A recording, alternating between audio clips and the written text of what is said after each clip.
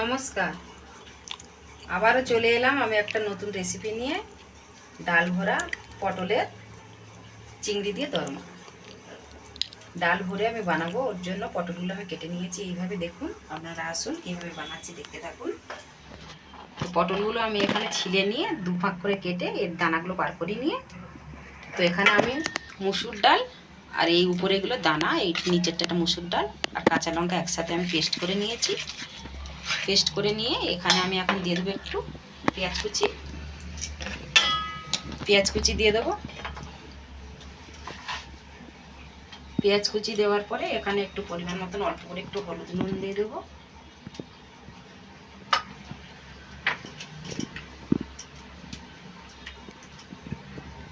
দিয়ে দিলাম। দেওয়ার পরে এইটাকে একটু ভালো করে ফেটিয়ে নেব।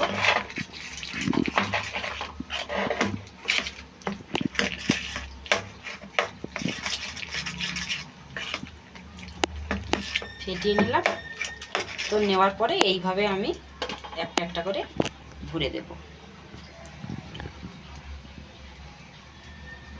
তো ডাল ভরা পটলের চিংড়ি দিয়ে দরমা, এটা একটা আমার মতন করে আমি বানাই। তো আপনাদের ভালো লাগলে এইভাবেই বানাবেন, দেখতে থাকুন কীভাবে বানাচ্ছি। তো দেখুন, এখানে আমার ডালগুলো ভরা হয়ে গেছে। পটলগুলোর ভিতরে দেখতেই তো পাচ্ছ, এইভাবে সবগুলোটা আমি ভরে ভরে নিয়েছি। নেওয়ার পরে তেলের মধ্যে আমি এখন তেল গরম করতে দিয়ে দিয়েছি। তেলের মধ্যে আমি এখন ভেজে নেব।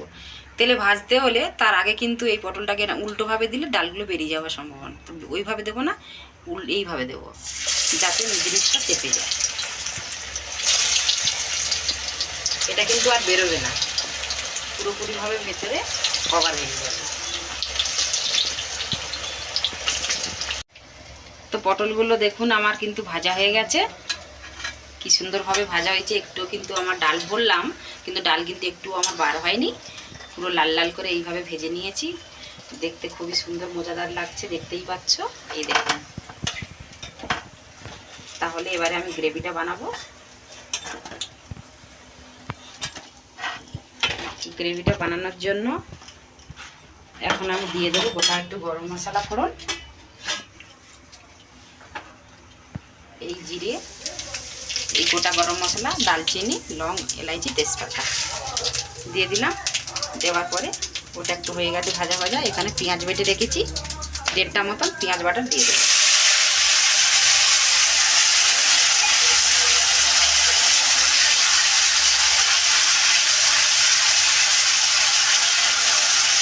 পেঁয়াজ বাটা দিয়ে এখানে লাল লাল করে পুরো ভেজে নেব।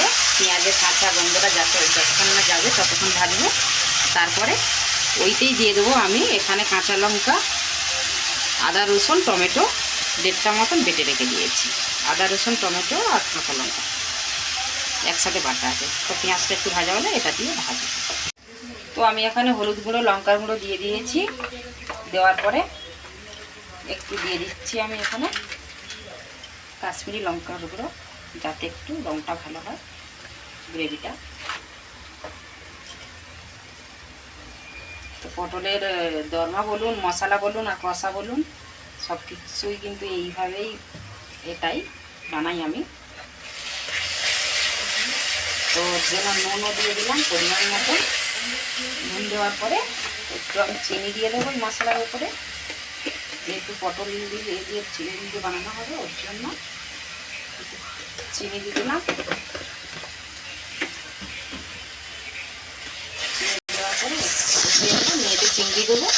চিংড়ি তো দেখুন এখানে মশলা কষানো হয়ে গেছে, মশলার সাথে সাথে আমার চিংড়িটাও হয়ে গেছে, এর সাথে দিয়ে দিয়েছি।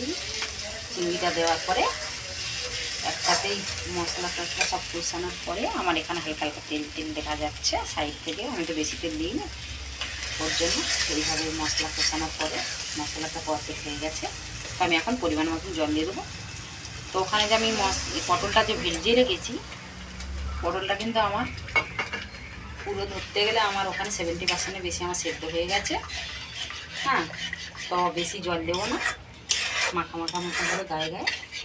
তো এই পর্যন্ত থাক, ঝোলটা যখন ফুটে উঠবে তখন আমি পটলগুলো দিয়ে দেবো। তো দেখুন এইখানে আমার কিন্তু বানানো হয়ে গেছে।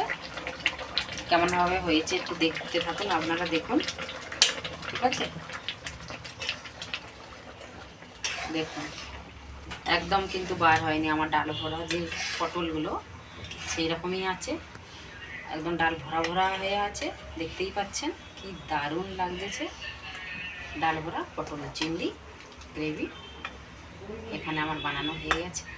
তো আমি এখন দিয়ে দেবো, নামানোর আগে আমি একটু গরম মশলা গুঁড়ি দিয়ে দেবো। গরম মশলা দেওয়ার পরে এইটা আমি এখন নামিয়ে নেব।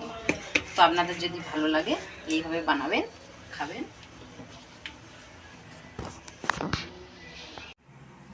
তো দেখুন বন্ধুরা, আমার কিন্তু এখানে নামিয়ে দিয়েছি। ওই পটল চিংড়িটা বানানোর পরে আমি এখানে ঢেলে দিয়েছি। আর কি মজাদার দেখতে হয়েছে খালি দেখুন। আমি যে ডাল ভরে যে বানালাম কিন্তু একটু কিন্তু বার হয়ে যায়নি, পুরো পরপেটভাবে একদম পুরো ভরে ভরে আছে। তো ডাল ভরা পটল চিংড়ি গ্রেভি আপনাদের কেমন লাগলো কমেন্টে জানাবেন। এইভাবে বানিয়ে খাবেন। আর ভালো লাগলে লাইক কমেন্ট শেয়ার করবেন। Thank you.